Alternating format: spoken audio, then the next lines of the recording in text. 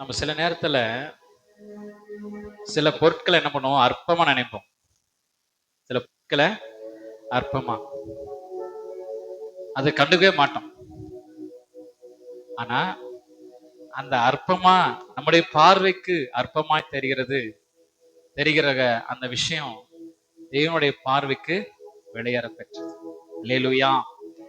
ஆமா, இன்னைக்கு நம்ம பார்க்க போகிற ஒரு விஷயம் அற்பம். அற்பம் என்ன அப்படின்னு குறித்து தான் அந்த நாளைக்கு பார்க்க. தேவன் நம்மை அற்பமாய் பார்த்தாரா? கிடையாது. விசேஷமானவர்களா தேவன் நம்மை பார்த்தார். ஆமா, தேவன் நம்ம அற்பமா பார்த்தா நம்ம இருக்க முடியாது. அல்லேலூயா. ஆனா உலகம் என்ன பண்ணுச்சு? நம்மள அற்பமா. ஆமா, ஆனா நம்முடைய ஆண்டவர் நம்மை அற்பமாய் பார்க்கிறார். தேவன் நம்மை விலை உயர்ந்தவர்களாக தேவன் என்ன பண்ணிருக்கிறார்னா நம்மை பார்த்து கொண்டிருக்கு. அல்லேலூயா. அந்த விலையேற பெற்றவர்களாகிய நாம் தேவனுக்கு உகந்தவர்களாக, தேவனுக்கு உரியவர்களாக, தேவனுடைய சுதந்திரவாளியாக நாம் வாழ்ந்து கொண்டிருக்கிறோம். ஆனா அந்த வாழ்நாட்களில தேவனுடைய நன்மைகளை ருசித்த நாம் சில நேரத்துல வருகிற தீமைகளுக்கு நம்ம என்ன பண்றோம், வருகிற ஒரு சில சங்கடங்களுக்கும் நிந்தைகளுக்கும் அவமானங்களுக்கும் வறுமைக்கும் நம்ம என்ன பண்றோம், முறுமுறுக்கிறோம். ஆனா முறுமுறுப்பு என்பது தேவனுக்கு பிடிக்காத ஒரு விஷயம். முறுமுறுப்பு. இந்த சின்ன பிள்ளைங்க நீ என்ன கொடுத்தாலும் என்ன பண்ணும், பத்தவே பத்தாது. எது கொடுத்தாலும் வாங்கி வச்சுக்கும், எது கொடுத்தாலும். ஆனா அது சாப்பிடாது. இப்ப நீங்க வீட்டுல நீங்க எல்லாம் உட்காந்து சாப்பிட்டு இருக்கிறீங்க, பெரியவங்க எல்லாம் சாப்பிட்டு இருக்கும்போது பிள்ளைங்களை வந்து என்ன பண்ணா, எனக்கு அது வேணும் அம்மாக்கு, அது எனக்கு வேணும் அப்படின்னு. உடனே நம்ம என்ன பண்ணோம், அம்மா என்ன சொல்லுவாங்க தெரியுங்களா, அது கொடுக்காதீங்க, அது சாப்பிடாது. ஏன்னா தாய்க்கு தெரியும் தன் பிள்ளைக்கு என்ன வேணும்ட்டு. அது போலதான் ஆண்டவருக்கு நமக்கு என்ன வேணும்னு அவருக்கு தெரியும். அதனாலதான் தேவன் என்ன பண்றாருன்னா, உள்ளவைகளை அவமாக்கும்படிக்கு தேவன் என்ன பண்ணுகிறாரு. வாசிப்போம், 1 கொரிந்தியர் 1:28 உள்ளவைகளை அவமாக்கும்படிக்கு உலகத்தின் இழிவானவைகளையும் அற்பமா எண்ணப்பட்டவைகளையும் இல்லாதவைகளையும் தேவன் என்ன பண்ணறான், தெரிந்து கொண்டான். அப்ப தேவன் தேர்ந்தெடுக்கிற என்ன சொல்றது, செலக்ஷன் பண்ணுகிற விஷயம் தப்பா போகுமா? கட்டாயம் போகாது. தேவன் உங்களை பெயர் சொல்லி அழைச்சிட்டார், முன் குறித்துட்டார். அனாதி சிநேகம், அந்த கிருபை என்ன பண்ணுது, அனாதி சிநேகத்தினால் என்னை இழுத்து கொண்டார், காரணத்தினால இழுத்து கொண்டார். அது மாறாதது. அந்த மாறாத அந்த அந்த அன்பு இன்றைக்கு இருக்குது. ஆனா விசுவாசிகளாகிய மனிதர்களாகிய நாம் தான் என்ன பண்றோம், அநேக நேரங்களில அதை நாம் என்ன பண்றோம், மறந்துடும். என்ன பண்றங்க, மறந்துடும். ஆனா தேவன் நம்மை மறக்கிறதே இல்லை. அல்லேலூயா. நான் உன்னை விட்டு விலகுவதும் இல்லை, உன்னை கைவிடுவதும் இல்லைங்கிறார். அப்ப இழிவானவைகள், உலகத்தில் இழிவானவைகளையும் இல்லாதவைகளையும் அற்பமா எண்ணப்பட்டவைகளையும் தேவன் என்ன பண்ணாருங்க, தெரிந்து கொண்டார். நல்லா தெரிஞ்சுக்க, தேவன் தெரிந்திருக்கிறது சாதாரணமானது அல்ல. அல்லேலூயா. அது வல்லமை உள்ளது. அல்லேலூயா. ஏன்னா அவங்க கட்டிருக்கிற வீடு கண்மலையின் மேலே கட்டப்பட்டு இருக்கிறது. கிறிஸ்து என்கிற கண்மலையின் மேல நம்முடைய வாழ்க்கைய தொடங்கி இருக்கிறோம். அப்ப இந்த தொடக்கம் அற்பமா இருக்கலாம், ஆரம்பம் அற்பமா இருந்தாலும் முடி எப்படி இருக்கும், சம்பூரணமா இருக்கும். அல்லேலூயா. அப்ப ஆரம்பத்தை குறித்து நீங்க கவலைப்பட வேண்டியதே இல்லை, ஆரம்பத்தை நீங்க அசட்டை பண்ணவே வேண்டியதே இல்லை. ஆனா முடிவுதான் முக்கியம். ஒவ்வொருத்தருடைய வாழ்க்கையிலும் முடிவு ரொம்ப அவசியம். ஆமா, நிறைய வீடுகள்லாம் பயங்கரமா என்ன பண்ணிருப்பாங்க, அப்படியே ஆரம்பம் பயங்கர ஸ்பீடா இருக்கும். ஆனா அவனோட முடிவை நம்ம பார்க்கணும். துன்மார்க்கரின் முடிவோ என்னவா, அழியும் என்று சொல்லி 1ஆம் சங்கீதத்தில் சொல்லப்படுகிறது. அப்ப அப்போ நீதிமான்கள் வழியோ கர்த்தர் என்ன பண்ணிருக்கிறாராம்? அறிந்திருக்கிறார். அப்போ தேவன் நம்முடைய வழிகளை அறிந்திருக்கிறார். நம்மள யாருங்க? நீதிமான்கள். நம்மள யாரு? இழிவா இருந்தவங்க, உலகத்துல இழிவாய் அற்பமாய் இல்லாதவர்களா இருந்தோம். அப்படிப்பட்டவர்களை தான் தேவன் என்ன பண்றாருன்னா, நசுக்கப்பட்டவர்களும் ஒடுக்கப்பட்டவர்களையும் என்ன பண்ணாரா? தெரிந்தெடுக்கிறார். தேவன் தெரிந்தெடுக்கிறதெல்லாம் எப்படி தெரியுங்களா? இல்லாதவைகளை. நமக்கு என்ன தேவன் ரட்சித்தது? இவனா என் ஊழியத்தை செய்வான், இவன் எனக்காக சாட்சியா நிற்பான், இவன் எனக்காக நிற்பான். ஆண்டவருக்கு இல்ல ஞானம் இருக்கு, அறிவு இருக்கு, படிப்பு இருக்கு, ஆண்டவர் நம்மளை தேர்ந்தெடுத்தார் கிடையாது. அந்த என்ன சொல்றது, அந்த சிநேகம். அதாவது 99 நீதிமான்களை காட்டிலும் ஒரு ஒரு பாவி மனம் திரும்புவது பரலோகத்துல மிகுந்த சந்தோஷம் உண்டாயிருக்கிறது. அப்போ அந்த ஒரு மனிதனுடைய தொலைந்து போன ஒரு ஆட்டை குறித்து தான் ஆண்டவர் என்ன பண்ணாரு? தேடி வந்தார். அல்லேலூயா. அப்ப ஆண்டவருடைய தேர்ந்தெடுப்பு என்பது சரியானது. எப்பயுமே அவர் பக்கம் சரியா இருக்கும். ஆனா என்னுடைய பக்கம் எப்படி இருக்குது அப்படின்னு நான் பார்க்கணும். அல்லேலூயா. அப்ப உள்ளவைகளை அவமாக்கும்படி உலகத்தில் இழிவானவைகளையும் அற்பமாய் எண்ணப்பட்டவைகளையும் இல்லாதவைகளையும் தேவன் தெரிந்து கொண்டார். அப்ப தேவன் நம்மை தெரிந்து கொண்ட நோக்கம் என்ன? நாம செயல்படுகளா இருக்கணும். அல்லேலூயா. நம் செயல்படுகள தேவனுக்காக இருக்கணும். பேச்சுல மாத்திரம் இல்ல, நம்முடைய வாழ்க்கையில இருக்கணும். அல்லேலூயா. நம்முடைய வாழ்க்கை போதுதான் தேவனுடைய வழி நடத்துதல் சரியா இருக்கும். தேவனுடைய வழி நடத்துதல நாம் அறிந்திருக்க முடியும். ஏன்னா நம்முடைய வழியை அவர் அறிந்திருக்கிறார். ஆனா தேவனுடைய வழி நடத்துதல நாம் என்ன பண்ணிக்கணும்? அவருடைய பாதையில என்னோட ஓட்டமா இருக்கணும். சில நேரத்தில் தடம் பொருளாம் பார்த்துக்கணும். ரயில் ட்ராக் எல்லாம் பார்த்துருப்பீங்க. அந்த பிரிவு பாத்தீங்களா? எவ்வளவு இருக்கும்? ஜஸ்ட் தான். எவ்வளவு இருக்குங்க? ஜஸ்ட் தான். ஒரு மனுஷனை அவன் ஆவிக்குரிய ஓட்டத்துல ஓடிட்டு இருக்கிறான். ஓடிட்டு இருக்கிற ஓட்டத்துல அவன் வேகத்துக்கு என்னால ஓட முடியாது. அவன் வேகத்துல நான் ஓட முடியாது. எனக்கு நியமித்திருக்கிற ஓட்டத்துல என்ன பண்ணும்? பொறுமையா ஓடும். அவனை நான் ஓவர்டேக்கும் பண்ணக்கூடாது. எனக்கு ஆண்டவர் கொடுத்த ஓட்டம், எனக்கு ஆண்டவர் கொடுத்த அபிஷேகம், தேவன் எனக்கு கொடுத்த ஊழியம், தேவன் எனக்கு வச்சிருக்கிற அந்த சாட்சி உள்ள வாழ்க்கை, இதை பார்த்து நான் என்ன பண்ணும்? ஆண்டவரை பார்த்துதான் ஓடணும். எல்லா நெருங்கி நிற்கிற எல்லா பாவங்களையும் தள்ளிவிட்டு தொடக்குகிறோம் முடிக்கிறவருமாய் இருக்கிற இயேசுவை நோக்கி நான் ஓடணும். அல்லேலூயா. என்னுடைய ஓட்டம் இயேசுவை மகிமைப்படுத்தக்கூடியதா இருக்கணும்.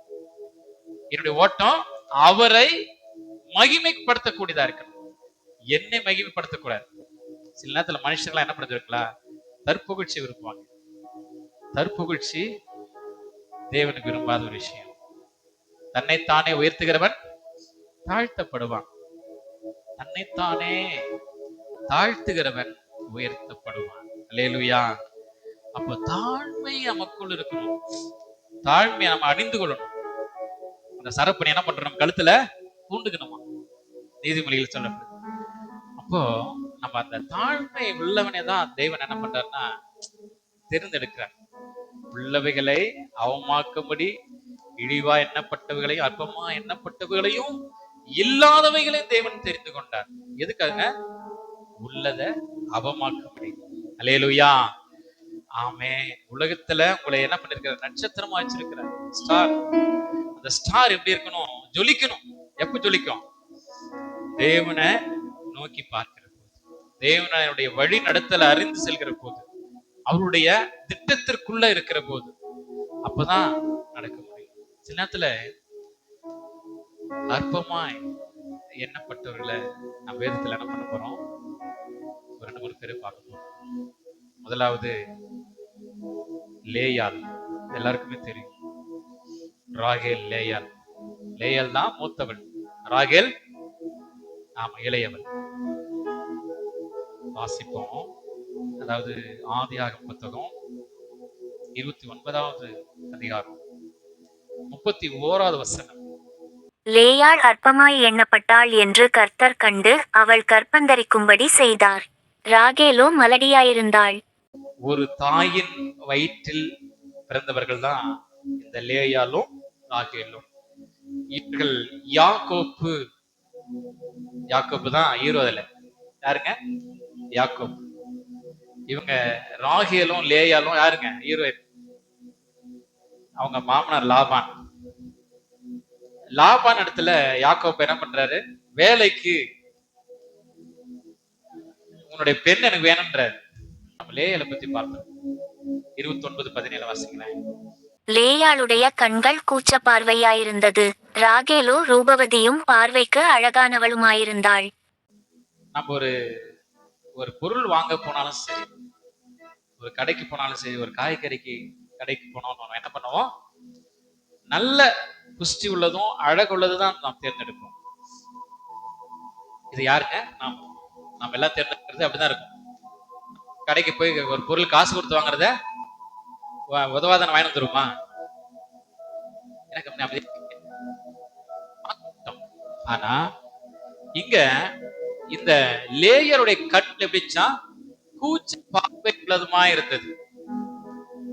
கூச்ச பார்வை.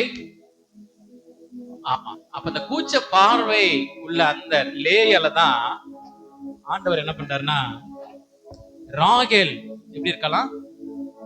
ரூபவதியும் பார்வைக்கு அழகுள்ளவளுமா இருந்தார். நல்லா தெரிஞ்சுக்க, மனுஷனுடைய பார்வைக்கு அற்பமா இருக்கலாம். ஏன்னா அவள் அற்பமா எண்ணப்பட்டாலாம். யாருடைய பார்வையில? மனுஷனுடைய பார்வையில லேயால் அற்பமா எண்ணப்பட்டால் என்று சொல்லி நம்ம பார்க்கிறோம். அப்போ தேவன் இந்த 2 பேரையும் இந்த யாக்கோப்பு தன்னுடைய வாழ்க்கையில கடந்து வந்தது நம்ம அந்த சரித்திரம் எல்லாருக்கும் தெரியும். அல்லேலூயா. மனுஷனுடைய பார்வைக்கு அற்பமாய் எண்ணின அந்த லேயால தான் யாக்கோப்பு என்ன பண்றாரு? நான் ராகேல கொடுக்கிறேன்னு சொல்றாரு. 7 வருஷம் என் இடத்துல வேலை செய்ய, நீ கேட்கிற அந்த ராகேலே நான் உனக்கு கொடுக்குறேங்கிறாரு. ஆனா அவருடைய லாபான் என்ன பண்றாரு தெரியுங்களா? அவருடைய மாமனார் யாக்கோப்பை ஏமாத்திடுறார். ஏன்னா யூத வழக்கப்படி முதல் பிள்ளைக்கு திருமணம் ஆகாம 2வது பிள்ளைக்கு திருமணம். ஆனா அந்த யூத வழக்கத்தை மீறி கூடாதுன்னு லாபன் என்ன பண்றாருன்னா, தன்னுடைய முதல் மகளை என்ன பண்றாரு?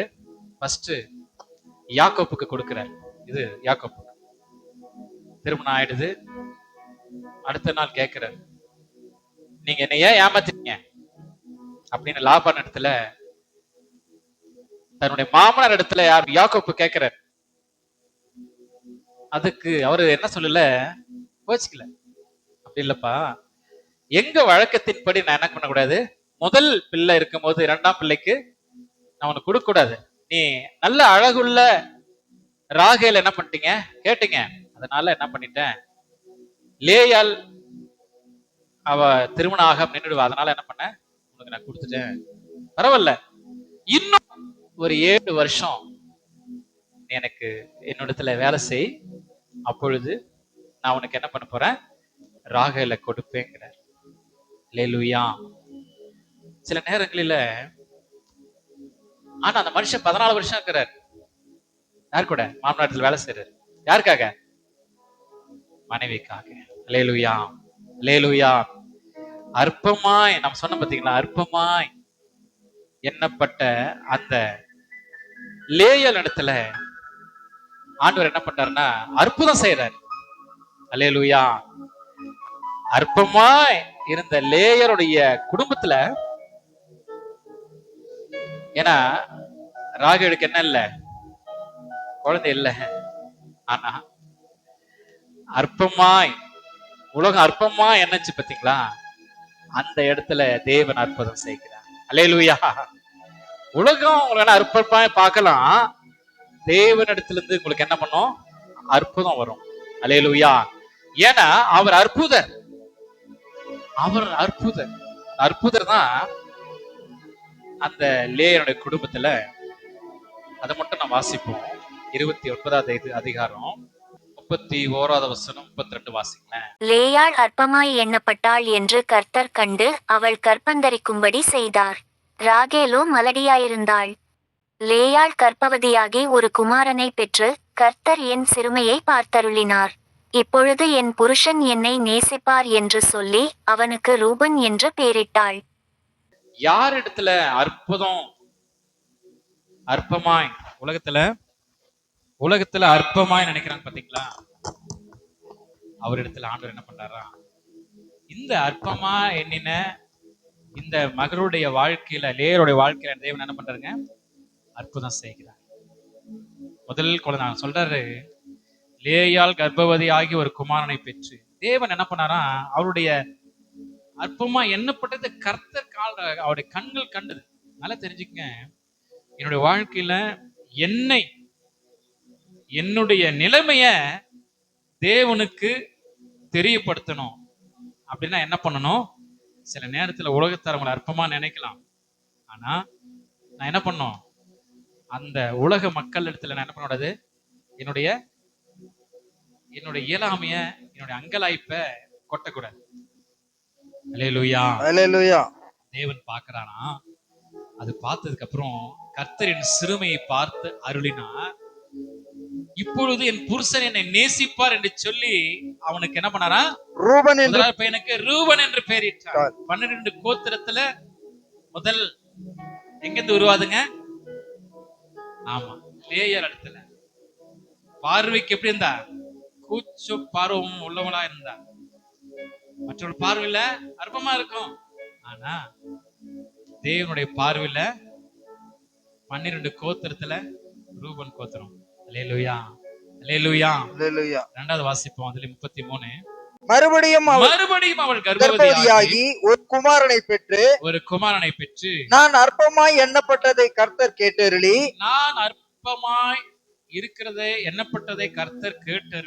இவனையும் எனக்கு தந்தார் என்று சொல்லி அவனுக்கு சிமியோன் என்று பெயரிட்டார். ஆண்டவர் அந்த சிமியோனை என்ன பண்றாருன்னா, அந்த அற்பமா எண்ணப்பட்டதை லேயாளுக்கு திரும்ப 2வது பிரைஸ் கொடுக்கிறார். 3வது அடுத்து வாசிப்போம்.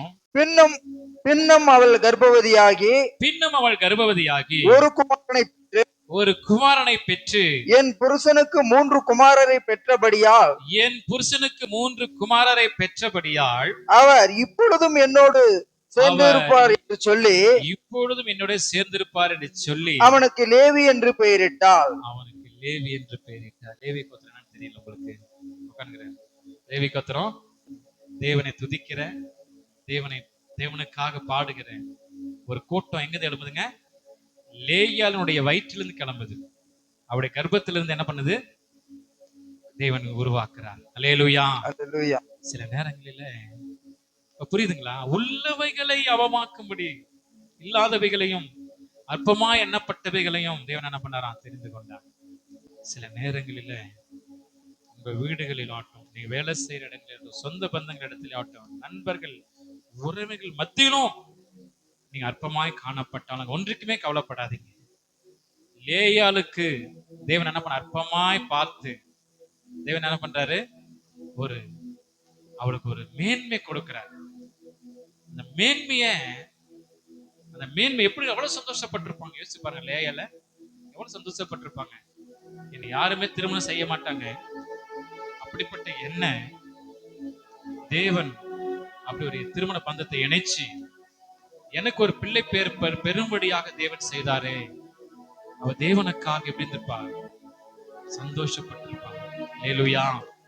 அது மாத்திரமல்ல, 35ஆம் வசனம் வாசிங்க. மறுபடியும் அவள் கர்ப்பவதியாகி ஒரு குமாரனை பெற்று இப்பொழுது கர்த்தரை துதிப்பேன் என்று சொல்லி அவனுக்கு யூதா என்று பெயரிட்டாள். பிற்பாடு அவளுக்கு பிள்ளை பேரு நின்று போயிற்று. அல்லேலூயா.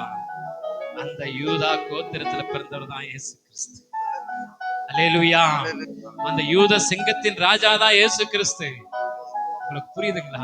என்ன சொல்ல வரட்டு, சில நேரங்களில அற்பமாய் உலகத்தின் பார்வையில ஒன்றுக்கும் உதவல, இவன் திக்குவாயு மந்தனாவு. மோசே சொன்னது, நான் திக்குவாயு மந்தனா உள்ளவன், என்னை விட்டுருங்க. ஆனா ஆண்டவர் என்ன பண்ணல, அப்படிப்பட்டவனதான் என்ன பண்றாரு, அந்த இஸ்ரவேல் ஜனங்களை மீட்பதற்காக எகிப்திலிருந்து, பார்வோனுடைய அதிகாரத்திலிருந்து செங்கடலை பிளக்க வச்சு, யோர்தானை கடக்க வச்சு, எரிகோவை கடக்க வச்சு, வனாந்திரத்தின் வழியாய் கொண்டு போய் கானானுக்குள்ளே பிரவேசிக்க பண்ணினார். அல்லேலூயா. உலகத்தின் பார்வையில் அற்பமா இருக்கலாம். அவன் கேட்கிறான், எனக்கு ஒருத்தர் வேணுமே, என்ன பண்றது, நான் அவன் சொல்றான், அவனுக்கு 6 சகோதரன் இருக்கிறான் பா, நீ போ, அவன் உன் வாயோடு இருந்து வாயா பேசுவான். அல்லேலூயா. சில நேரங்களில நாம் அற்பமா இருந்தாலும் நம்முடைய வார்த்தையின் மூலமாக ஆண்டவர் பேசுவார். அல்லேலூயா. நம்முடைய வார்த்தை ஆனா அமைதியா இருக்கக்கூடாது. அம்மா சொன்னாங்க இல்லையா, அது போல சுவிசேஷம் எப்ப கிடைக்குதோ, ஆண்டவருடைய வார்த்தையை சொல்வதற்கு நேரம் சமயம் கிடைக்கும் போதெல்லாம் நான் என்ன பண்ணும், விதைக்கிறவனா இருக்கணும். அல்லேலூயா. அந்த விதை எப்படி இருக்கும், 30, 60, 100 பலன் கொடுக்கும். ஆனா விதைக்கிற வேலை என்னோடது, விலை செய்கிற வேலை அவருடையது. அல்லேலூயா. அப்போ என்னுடைய வேலை நான் செய்யணும். நல்லா தெரிஞ்சுக்க, லேயா திருமணம் ஆயிடுச்சு, யோக்காப்பு என்ன பண்றாரு, ராகேலுக்காக திரும்ப 7 வருஷம் வேலை செய்யறாரு. ஆனா தேவன் ஆண்டவர் இந்த லேயால ஆசீர்வதிச்சது மாத்திரம் இல்ல, அந்த புதிய பட்டியல கொண்டு வர யூதா கோத்திரத்துல பிறந்தவன் தான் இயேசு கிறிஸ்து. அப்போ எங்க அந்த அற்பமாய் உலகத்தால் புறக்கணிக்கப்பட்ட, தள்ளப்பட்ட, என்ன இல்லாதவை, ஒன்றுக்குமே உதவாத அந்த இடத்துல இருந்துதான் ஆண்டவர் என்ன பண்றாரு, நீரூற்றை உண்டாக்குவார். அல்லேலூயா. ஏன்னா ஜீவ ஊற்று எங்கிருந்து பரப்படுது, யூதா கோத்திரத்துல தான் பரப்படுது. அல்லேலூயா. யூதர்களுக்கு கிடைக்க வேண்டிய ரட்சிப்பு உனக்கு எனக்கு ஆண்டவர் கொடுத்திருக்கிறார். அல்லேலூயா. அந்த யூதர்களுக்கு கிடைக்க வேண்டிய ரட்சிப்பை யோசித்து பாருங்க. வேத சட்டத்தின்படி கிடைக்க வேண்டியது யாருக்கு தான், யூதர்களுக்கு தான் ரட்சிப்பு. ஆனா உலகத்தில் இழிவானவைகளையும் இல்லாதவைகளையும் அற்பமா எண்ணப்பட்டவைகளையும் தேவன் என்ன பண்ணாரு, தெரிந்து கொள்கிறார். அல்லேலூயா. அப்ப தேவன் தெரிந்து கொள்ளுகிற பாத்திரம் உலகத்துல அற்பமா இருக்கலாம், தேவனுடைய பார்வையில அதுதான் விலையேற பெற்றது. அந்த விலையேற பெற்றவர்களாகிய நாம் தேவனுக்கு உகந்தவர்களாக, உரியவர்களாக வாழ்வதற்கு நம்மை முழுமையாக அர்ப்பணிக்கிற போது ஆண்டவருடைய நாமத்தை நாம் உயர்த்தது மாத்திரமல்ல, ஆண்டவருடைய சத்திய பிரமாணங்களை, ஆண்டவருடைய அவருடைய என்ன சொல்றது, அவருடைய வழி நடத்துதலை மற்றவர்களுக்கும் நம் சத்தியத்தை கொடுக்கிறவர்களாய் மாறிவிடுவோம். அல்லேலூயா. அப்ப தேவன் சில நேரங்களில அந்த அற்பமா இருந்த லேயால தேவன் என்ன பண்றாரு, அவனுக்கு அற்புதம் செய்யறாரு. நமக்கு செய்யாது இருப்பாரா, நமக்கு செய்யாமல் இருப்பாரா, கண்டிப்பா செய்வார். எப்ப தெரியுங்களா, காத்திரு. லேயால காத்திருந்தார். லேயால என்ன பண்ணாங்க, காத்திருந்தாங்க. அப்ப காத்திருக்கிற வரைக்கும் அந்த காத்திருப்பதையும் அந்த வழி நடத்தலும் உண்டாக்குறது யாருங்க, சூழ்நிலைகளை நாம் சில நேரங்களில சூழ்நிலை நிமித்தமா இது நடக்காது, நாமளே தீர்மானம் பண்ணிடுறோம். நாமளே என்ன பண்றோம், தீர்மானம் பண்ணிடுறோம். ஆனா சூழ்நிலை பார்க்க கூடாது, சூழ்நிலைகளை மாற்றுகிற ஒருத்தர் இருக்கிறார். அல்லேலூயா. அவர் தான் கர்த்தராகிய இயேசு கிறிஸ்து. அல்லேலூயா. கர்த்தருக்காக நம்ம எதை இழக்கிறோமோ, அவருக்காக நம்ம எதை செய்கிறோமோ, பரலோகத்தில் என்ன பண்றோம், நம்ம பொக்கிஷங்களை சேர்த்து வைக்கிறோம். அல்லேலூயா. அப்போ பரலோகத்துல நம்ம பொக்கிஷங்களை சேர்த்து வைக்கிறவளா இருக்கணும். பூலோகத்துல இல்ல. பூலோகத்துல ஒரு நாளைக்கு அழிஞ்சு போயிடும், உண்டா இல்லைங்களா? நம்ம காதல் இருக்கிறது, மூல இருக்கிறது, கழுத்து இருக்கிறது நாளைக்கு என்ன பண்ணும், அழிஞ்சிடும். ஒரு சிறிய ஒரு கடை வந்துச்சுன்னா என்ன பண்ண, பேங்க் போயிருதா இல்லைங்களா? இது மீட்கவே முடியாது. அது மாதிரி சூழல் வந்துடும். ஆனா நம்முடைய அழியாத நித்திய ஜீவனுக்கு தேவன் என்ன பண்ணிருக்கிறாருங்க, தெரிந்து கொண்டார். அல்லேலூயா. தேவன் தெரிந்து கொண்ட நோக்கம் என்ன? அழியாத ஒரு வாழ்வைக்கு, அழியாத ஒரு நித்திய ஜீவனுக்கு நம்மை தகுதிப்படுத்தி கொண்டிருக்கிறார். அல்லேலூயா. இன்னொருத்தர் குறித்து நம்ம பார்க்க போறோம். அது நமக்கு எல்லாருக்குமே தெரியும். ஆபிரகாம், சாரா. 99 வயது ஆபிரகாமுக்கு. 100 வயது, 99 வயது ஆகும்போது ஆண்டவர் வந்து பேசுறாரு. ஆபிரகாமத்துல பேசுறாரு. என்னன்னு வாசிப்போம். ஆதியாகமம் புத்தகம் 18ஆம் அதிகாரம் 1-2 வாசிங்களேன். பின்பு கர்த்தர் மம்ரேயின் சமபூமியிலே அவனுக்கு தரிசனமானார். அவன் பகலிலே உஷ்ணவேளையில் கூடாரவாசலிலே உட்கார்ந்திருந்து தன் கண்களை ஏறெடுத்து பார்க்கும்போது, இதோ 3 புருஷர் அவனுக்கு எதிரே நின்றார்கள். அவர்களை கண்டவுடனே அவன் கூடாரவாசலிலிருந்து அவர்களுக்கு எதிர்கொண்டு ஓடி தரை மட்டும் குனிந்து அவன் கனம் பண்றான். தேவனுடைய மனுஷர்கள் என்ன பண்றான்? ஆமா, கனம் பண்றான். ஆனா அவனுக்கு என்ன சொல்றான்? எல்லாவற்றையும் விருந்து அளிப்பதற்காக என்ன பண்றான்? அவங்களை ஆயத்தப்படுத்துறான். ஆயத்தப்படுத்திட்டு அவங்க கேட்கிறாங்க. அவர்கள் என்ன பண்ண 3 புருஷன் கேட்கிறாங்க. வாசிப்போம். 9வது வசனம். அவர்கள் அவனை நோக்கி உன் மனைவி சாராள் எங்கே என்றார்கள். அதோ கூடாரத்தில் இருக்கிறாள் என்றான். அப்பொழுது அவர் ஒரு உற்பவ காலகட்டத்தில் நிச்சயமாய் உன்னிடத்தில் திரும்ப வருவேன். அப்பொழுது உன் மனைவியாகிய சாராளுக்கு ஒரு குமாரன் இருப்பான் என்றார்.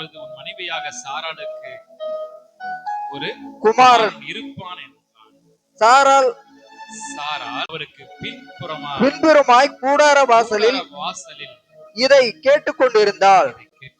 பாருங்க, ஆணுடைய வார்த்தை. ஒரு உற்பவ காலகட்டத்திலே நான் திரும்ப வரப்போறேன், அப்போ நீங்க குமாரனை பெற்றிருப்பீங்க அப்படின்னு அங்க வார்த்தை சொல்லப்படுகிறது. ஆனா அவங்க பின்புறமா என்ன பண்றாங்கன்னா, சாராள் பார்த்து கொண்டு கேட்டுக்கொண்டிருக்கிறாங்க. இதை வாசிப்போம். ஆபிரகாமும் சாராளும் வயது சென்ற முதியவர்களாய் இருந்தார்கள். ஸ்திரீகளுக்குள்ளான வழிபாடு சாராளுக்கு நின்று போயிற்று. ஆகையால் சாராள் தன் உள்ளத்திலே நகைத்து நான் கிழவியும் என் ஆண்டவன் முதிர் வயது உள்ளவருமான பின்பு எனக்கு இன்பம் உண்டாயிருக்குமோ என்றாள். அறிவின்படி என்ன பண்ணாங்க யோசிக்கிறாங்க. அப்பொழுது கர்த்தர் ஆபிரகாமை நோக்கி கிழவியா இருக்க பிள்ளை பெறுவது மெய்யோ என்று சொல்வானே. கர்த்தரால் ஆகாத காரியம் உண்டோ? உற்ப காலகட்டத்தில் உன்னிடத்தில் திரும்ப வருவேன். அப்பொழுது சாராளுக்கு ஒரு குமாரன் இருப்பான் என்றார். அப்பொழுது ஒரு சாராளுக்கு ஒரு குமாரன் இருப்பான் என்று அவங்க என்ன ஆணித்தரமா சொல்றாங்க. சாராளுக்கு ஸ்திரீகளுக்குள்ள வழிபாடு நின்று போயிடுச்சு. ஆபிரகாமோ வயது சென்றவனா இருக்கிறான். நாங்க எப்படி பிள்ளை பெற முடியும் அப்படின்னு சொல்லி தன் உள்ளத்துல நகைத்தான் என்று சொல்லி நம்ம பார்க்கிறோம். அல்லேலூயா. ஆனா தேவனாலே கூடாத காரியம் ஒன்றுமில்லை. அல்லேலூயா, அல்லேலூயா. ஏன்னா ரொம்ப முக்கியம். சில நேரங்களில நம்முடைய அறிவு என்ன பண்ணும்? சில வார்த்தைகள் வரும்போது இது நடக்குமா நடக்காதா, இது ஆகுமா ஆகாதா, என்ன பண்ணும்? அறிவின்படி நம்ம உடனே தீர்மானிச்சிருவோம். ஆனா இந்த அற்பமாய் அந்த பேசின வார்த்தை அற்பமாய் எண்ணப்பட்டவர்களுக்கு தேவன் பதில் கொடுக்கிறார். எப்ப தெரியுங்களா? ஆதியாகமம் புத்தகம் 21ஆம் அதிகாரம் 1-2 வாசிங்களேன். கர்த்தர் தாம் சொல்லியிருந்தபடி சாராள் பேரில் கடாட்சமானார். கர்த்தர் தாம் உரைத்தபடியே சாராளுக்கு செய்தருளினார். ஆபிரகாம் முதிர்வயதாயிருக்கையில் சாராள் கர்ப்பவதியாகி தேவன் குறித்திருந்த காலத்திலே அவனுக்கு ஒரு குமாரனை பெற்றாள். தேவன் குறித்திருந்த காலத்திலே, எந்த காலங்க அது? தேவன் உற்பவ காலகட்டத்திலே உனக்கு ஒரு குமாரனை நான் தருவேன் என்று சொன்ன ஆண்டவர் அந்த வார்த்தை என்ன பண்றாரு? நிறைவேற்றுகிறார். அல்லேலூயா. தேவன் குறித்திருந்த காலத்திலே அவனுக்கு ஒரு குமாரனை பெற்றால் அப்பொழுது ஆபிரகாம் தனக்கு சாராள் பெற்ற குமாரனுக்கு ஈசாக்கு என்று பெயரிட்டான். அல்லேலூயா, அல்லேலூயா. புரியுதுங்களா? இந்த ஈசாக்கு ஆபிரகாம் அற்பமாய், ஆபிரகாம் சாராள் என்ன பண்ணாங்க? சாராள் தேவ தூதர்கள் சொன்ன வார்த்தையை அற்பமா எண்ணினாங்க. ஆனா அற்பமா எண்ணின வார்த்தைக்கு தேவன் என்ன பண்ண பதில் கொடுத்துட்டார். தான் தேவனால கூடாத காரியம் ஒன்று இல்லை. இந்த ஈசாக்கு, ஈசாயின் குமாரனாகிய தாவீதின் வம்சம். அல்லேலூயா. அல்லேலூயா. பட்டியல பெறுதுங்களா? எங்க இருந்தவன் யார் மூலமா ஆண்டவர் கொண்டாரு பாத்தீங்களா? சில நேரத்துல வார்த்தை நம்முடைய வாழ்க்கையில கிரியை செய்யும்.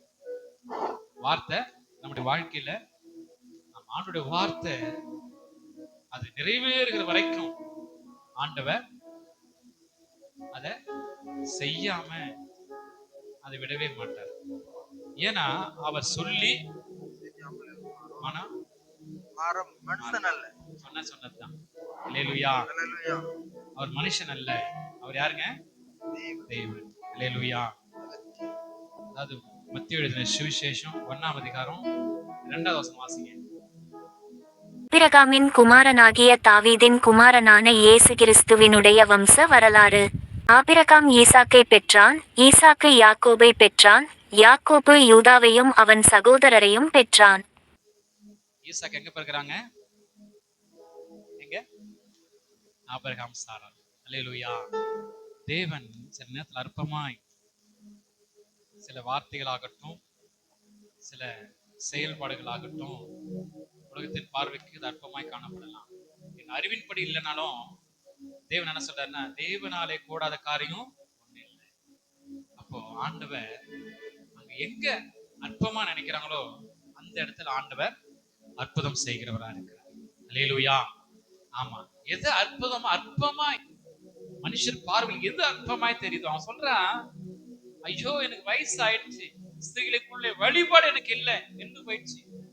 ஆபிரகாமோ வயது சென்றவனா இருக்கான், எப்படி நாங்க குழந்தை பிறக்க முடியும் அப்படின்னு சொல்லி என்ன பண்றாங்க? தன்னுடைய சரீர பிரகாரமான காரியங்களை யோசிக்கிறாங்க. அல்லேலூயா. ஆமா, நான் உன்னை பெருமைப்படுத்து, உன் பேரை பெருமைப்படுத்துவேன், நான் சொல்லுகிற இடத்துக்கு நீ போ. மணலை எண்ணி பார்த்திருக்கிறியான்னு கேட்டா, இல்ல ஆண்டவரே, அதை போல உன்னுடைய சந்ததியை நான் ஆசீர்வதிப்பேன்னு சொன்ன ஆண்டவர் சாரனுடைய கர்ப்பத்தை திறக்கிறார் ஆண்டவர். அல்லேலூயா, அல்லேலூயா, அல்லேலூயா. ஆமா, அவனுக்கு பேர் தான் ஈசாக்கு. ஈசாயினுடைய வேர்ல இருந்து தான் இயேசு கிறிஸ்து. அல்லேலூயா, அல்லேலூயா, அல்லேலூயா. தேவன் அற்புதமாய் செய்கிற விஷயம். இன்னொரு காரியம், மூன்றாவது காரியம். முதல்ல லேயலை பத்தி பார்த்தோம், இரண்டாவது ராகேல், மூன்றாவது தாவீதை பத்தி பார்க்க போறோம். தாவீது எல்லாருக்குமே தெரியும். ஐயோ தாவீது அதெல்லாம் எனக்கு தெரியும் அப்படின்னு நீங்க சொல்றது எனக்கு தெரியுது. ஆனா தாவீது தன்னுடைய குடும்பத்துல 8வது பிள்ளை. ஆனா அவங்க குடும்பத்துல எல்லாருமே பார்த்தாங்க, அற்பமா பார்த்தாங்க. ஆனா அடிமையா பார்த்தாங்க. அடிமையா போய் அந்த சாப்பாடு கொடுத்துட்டு வா, ஓடி போய் சாப்பாடு கொடுத்துட்டு வா அப்படின்னா போய் ஓடி போய் கொடுத்துட்டு வரணும். யாரு? தாவீது. அங்கிருந்து போய் கொண்டு வாங்க. அங்க சகோதரன் என்ன பண்ண பாத்துட்டு ஓடு. அவங்க அப்பா சொன்ன உடனே ஓடுறான். ஓடி போயிட்டு என்ன பண்றான்? பாத்துட்டு. ஆனா அந்த தாவீது தான் உலக பார்வையில அவன் அற்பமா காணப்பட்டான்.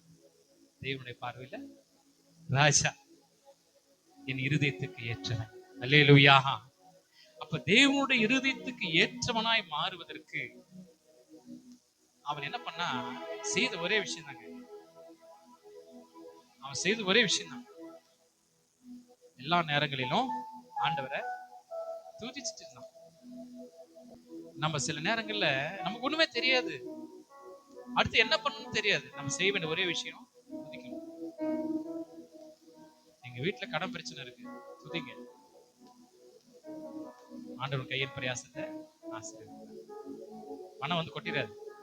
ஆனா துதினால் எரிக கொட்டி இடிந்து விழுந்துச்சான். புரியுதுங்களா?